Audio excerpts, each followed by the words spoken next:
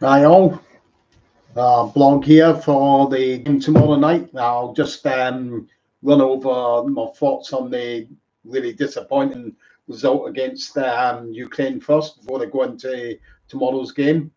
It's really the worst that I'd seen us play since, well, maybe about a couple of years. It was our worst performance we had put in. What was the reason for it? It's hard to really say. There's many theories going around to that's what it was. Like the players froze, the players were tired after a long, hard season. Um, I think it was. I would put it chiefly down to the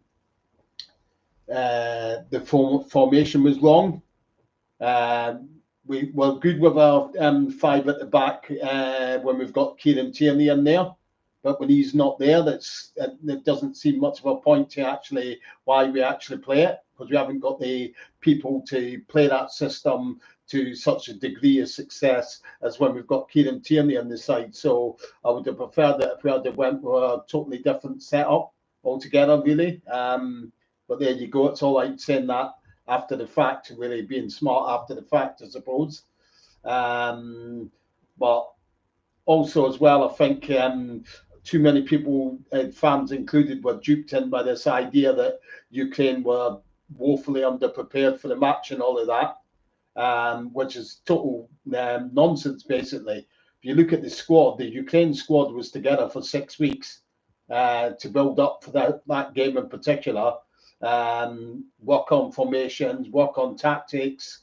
No other interruptions like league games or things like that. They had the main body of the squad. A lot of them played against Scotland for 6 weeks together. I mean, countries don't even get six weeks together to prepare for the World Cup, so they were very well prepared.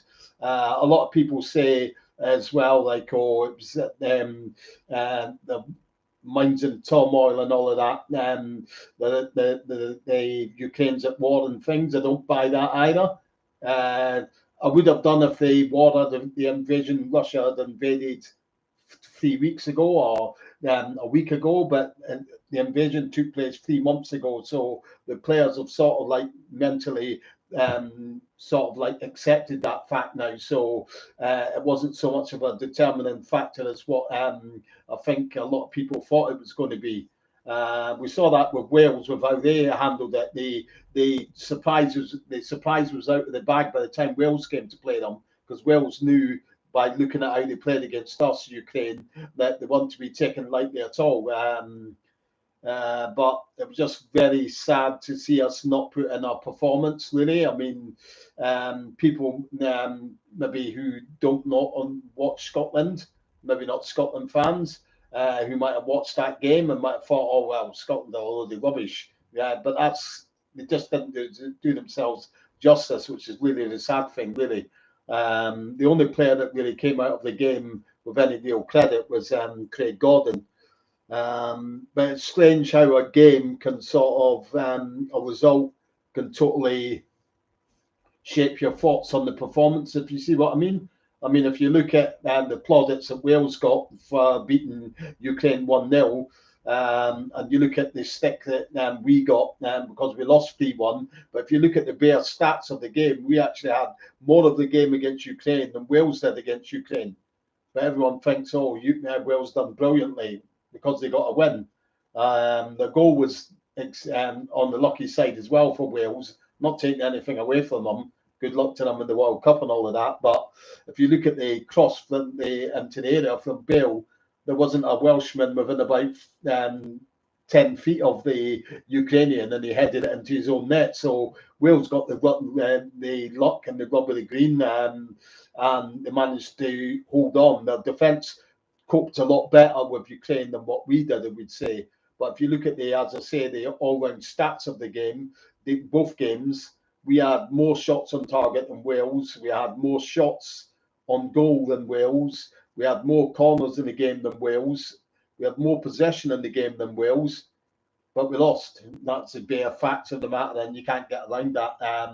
But we need to really put that behind us now and think ahead to the big up and coming matches now. They are big. You may say it's only the Nations League games, but they do bear a very strong, have a strong bearing on where we might end up in terms of being in the seeding pots for the European qualifiers when that draw's made in October. So it's important that we do really well here and banish the nightmarish performance of last Wednesday. Obviously, since then, since that game, we've had the other day, Lyndon Dykes pulled out of the squad now. He's got a 5 strain, so he won't feature in any of the up and coming 3 Nations League games. And today it was announced David Marshall, a goalkeeper who's played 47 times for Scotland, has announced his retirement from international football.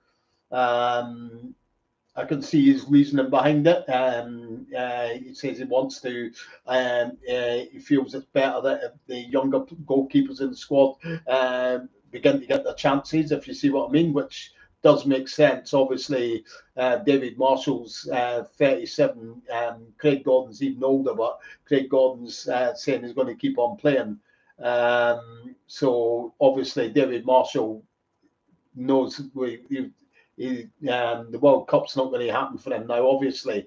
So he's announced his retirement, and they did say in his statement, as I said, that he wants to see, feels that it's more important that the younger goalkeepers get their chances now for the future, which is a sensible sort of mindset to have, I suppose. So that's David Marshall retired now. Of course, he'll be remembered for his penalty saves and the penalty save in the shootout against Serbia. It's a really great video if anybody wants to go and watch it, with the players celebrating the hotel, dancing around the table, singing David Marshall. It's a really great video. It always brings a smile to my face of seeing the players always like that, so happy, as the fans were at that time as well. But anyway, on to tomorrow night's game. I'm in the mindset now where I would just like to see something a little bit different from us. This 5-3-1, 5-4-1, sorry, that we seem stuck in and we seem obsessed with sticking with.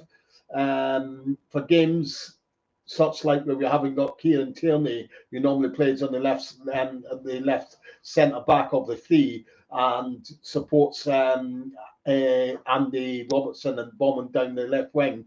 He's out injured, so we haven't got a like-for-like replacement with him, so I don't really see the worth of playing that formation. I'd sooner see us go for something different, a little bit different, like 4-5-1 or 4-4-2 even. Something that breaks the mold of, because it just didn't work, that formation against Ukraine. I mean, in all honesty, obviously Armenia are no Ukraine tomorrow night. I know they got a good result against Ireland at the weekend, but obviously it was in hot conditions, so they'll be a little bit fatigued anyway. So I don't think it's really so important about the formation that we put out. I wouldn't like to see us put out another formation of the same 5-4-1 line, and we managed to get the win, because it'll sort of like lead it into false thinking that, oh yeah, that's the system we want to go with. It always works for us, because I think whatever system they play tomorrow, I think I'd be very confident of us getting a win against Armenia. I think the players will be sort of, I know they'll be disappointed, obviously, but there's a lot of noise coming out that are angry and disappointed, and they want to make up for last Wednesday. So that's makes good for our positive sort of performance, if you see what I mean.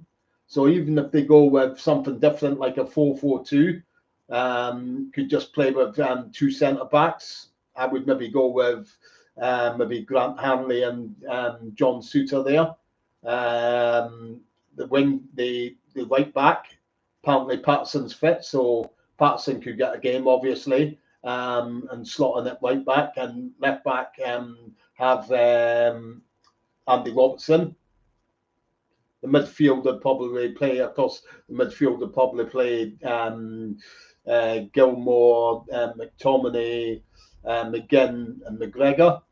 And then just in front of McGregor would probably play Christie, and up front on his own would probably play maybe Adams. So it'd probably more likely be a 4-4-1-1 sort of formation, something like that I would go with.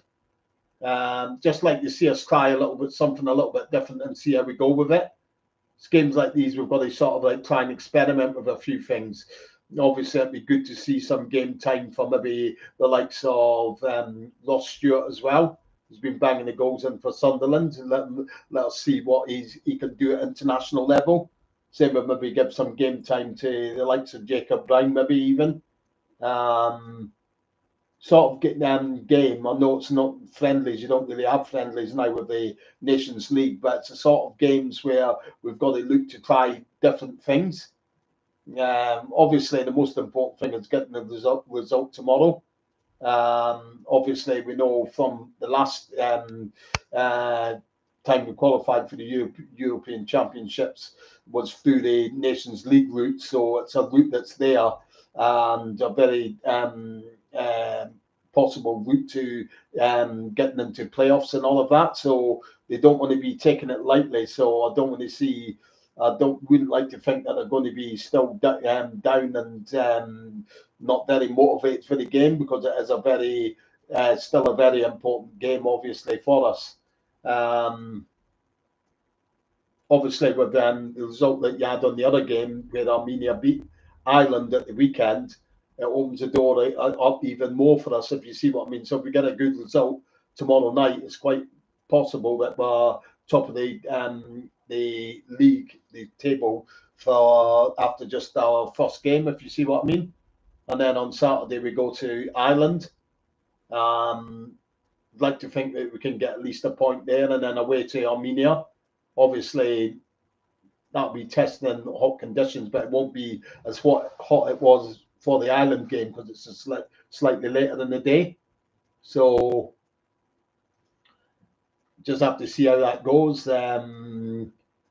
Obviously, thinking optimistically, I'd like to think that we could pick up 7 points out of these 3 games coming up, and that would set us off on a very good start, and probably get close to sort of ensuring us at least second place in the group.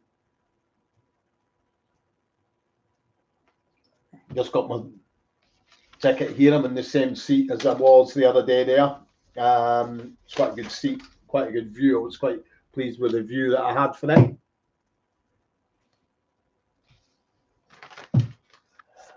So weather's not going to be as good as it was the other day for it, sadly. I had to look at the forecast, and it says a bit of rain throughout the day, like rain up until around about kick-off time. Then it might dry up.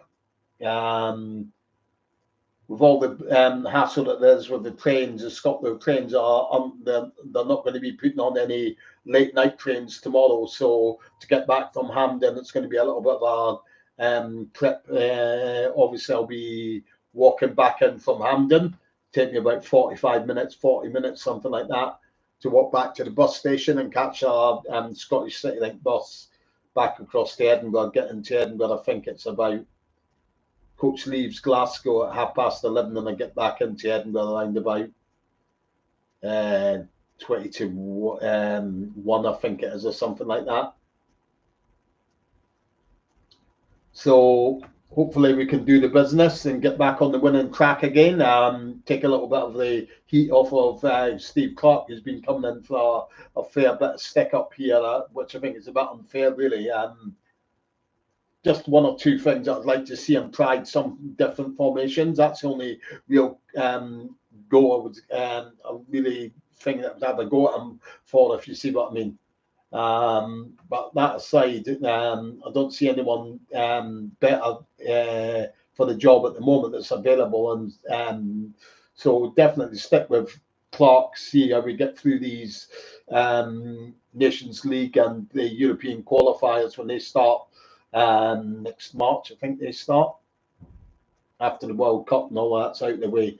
I think it's next March. I think the European qualifiers start. But get a decent enough draw. Still feel confident that we can maybe even qualify direct from the group for the top 2 slot. We've managed it for the World Cup qualifiers, finishing the top 2. So I'd like to think that we can do exactly the same for the Euros as well if we get a decent enough draw. I will try and do more videos when I'm out and about. Tomorrow when I'm through in Glasgow, probably more so at the game than all of that. But I hope you've enjoyed this little blog, and I'll post up another one maybe Saturday pre the Ireland game, which is on Saturday afternoon. I'll see about that, or it might be after the Ireland game. Okay, so I'll say goodbye for now. Okay, bye everyone.